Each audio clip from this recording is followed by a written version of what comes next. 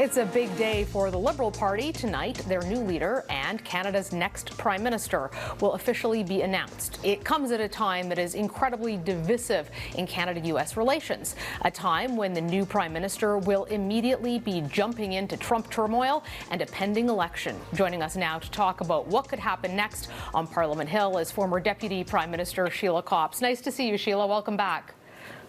Thank you for the invite. Watching this race unfold, a lot of people expect it to be the coronation of Mark Carney. Do you agree with that?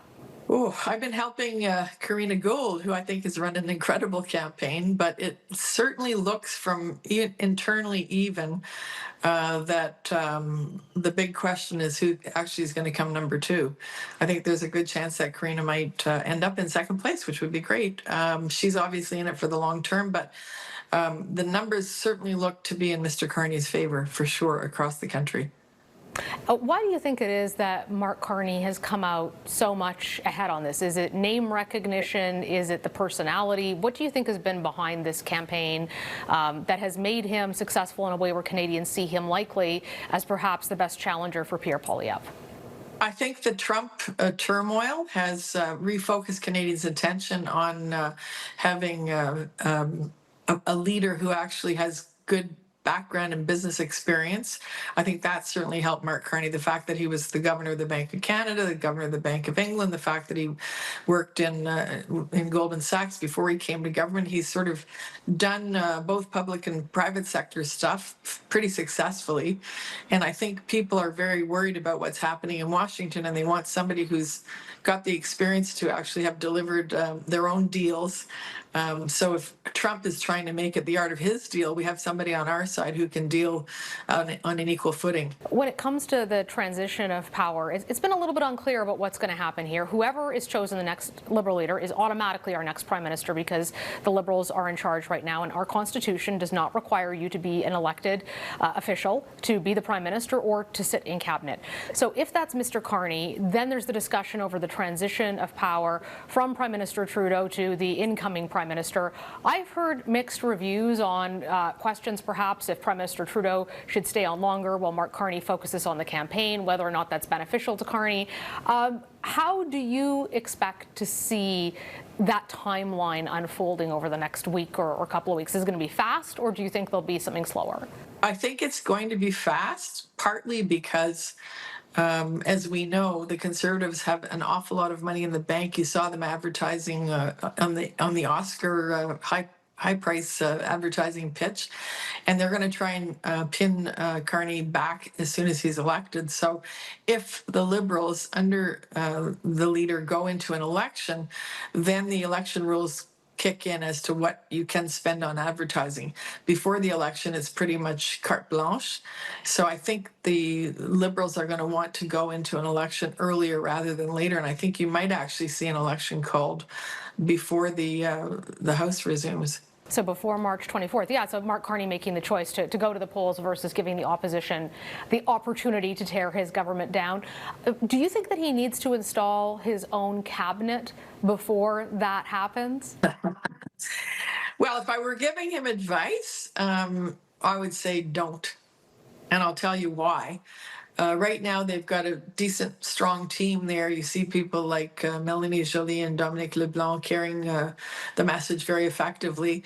And there are a number of senior ministers who've been excellent during this period.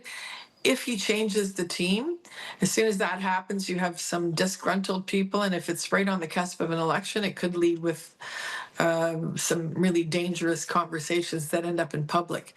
So I know he's going to have to reward some of his supporters as well, but I think what he's probably going to do is remain with the current cabinet and go into an election, and then after the election he'll reshape the cabinet if he's successful, and if he's not, he said he will stay on. So that's assuming, of course, that Mr. Carney takes it tonight, and that is an assumption, but it seems to be a pretty fair bet.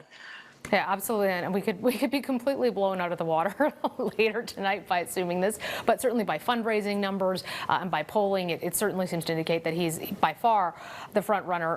One interesting thing we've seen is perhaps some folks who had announced they were not going to run again reconsidering. I'm thinking in particular of the Transport Minister, Anita Anand. She had said that she was stepping back from politics. Now she's changed her mind. She's going to run. Do you think with the changing poll numbers, we're going to see more high-profile Liberals rethinking whether or not maybe they want to put themselves up on reoffer in this 2025 election? Oh, absolutely. I mean, they're reading the tea leaves. And 2 months ago, who would have thought that the Liberals would actually be in fighting chance for government again? And now it certainly looks as though, from all the polling that I've seen, that the Liberals and the Tories will be fighting it out very equally. So I'm not surprised that Anita Anand decided to put her name back in the ring. I think you'll see some others do the same. I really do. And I know that the nomination process is going to be a lot more popular now, because when you're on the up, people like to run for your party. And when you're going down, it's hard to get candidates, good candidates sometimes.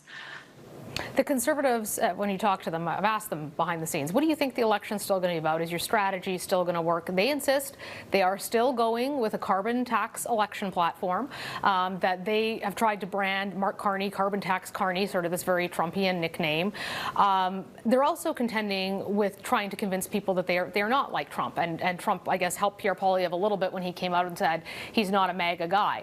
But at a time when we have what's happening south of the border and the anger and concern of Canadians towards Donald Trump, how do you see this playing out in the election campaign, and what does Mark Carney need to convince Canadians about if he wants to be the PM? Well, first of all, in terms of Poilievre, I think if you look at the numbers of Canadians who actually want to join the United States, it's a very small number, but most of them are attached to the trucking movement that Pierre Poilievre endorsed quite readily. They're the same people now who are saying Canada's so broken, so bad, so horrible that we should become the 51st state. So he may run away from that title, but he's made so many statements over the last number of years. And the person that he recruited, one of the people that he recruited personally, Jamil Javani, is the best friend of the Vice President of the United States. I think he was certainly at the inauguration, and I think he might have even been in his wedding party. So he's tight with a number of people that are actually helping them in writing their stuff and doing their scripts in kind of taking that right-wing approach that he's been taking. So he's going to have to try and pivot from that. And I don't think Carbon Tax Carney is going to work, because people are sort of tired of the sloganeering. I think in Carney's case, he's already shown that he's obviously somebody who's been the governor of the Bank of two different countries and also a broker with Goldman Sachs, is capable of having an adult conversation and being the adult in the room. And I think that's what he's got to continue to do. I think he also needs to work on his French, because his French is not very strong, as we saw in the first debate. And also, I think, perhaps, if I could say it, maybe work on being a little bit more folksy himself, because he certainly is. He's got the history. He was born in Fort Smith in NWT, and he's lived in Alberta, and he's lived in Ontario, and he's lived abroad. So he has a broad experience, but he can appear to be a little bit distant. And I think on the campaign trail, people are going to want somebody that they can relate to. And along those lines, how much of an issue do you think his ethics disclosures, the amount of money he holds, his role in Brookfield, could be stumbling blocks for him in the election? If people are saying, well, we want transparency on someone who has this much money, this much interest, who's going to be making major financial decisions about the country. Well, the good news is that as soon as he is elected, if that happens tonight, he's going to have to put everything in a blind trust. That's how it works in Canada. Unlike the United States, where Mr. Trump can actually launch a Bitcoin on the same day as he's becoming the president and actually get money from it. So the laws here are very direct. He's already said he'll be compliant with everything. Obviously, he didn't do it in advance because he hasn't won the race.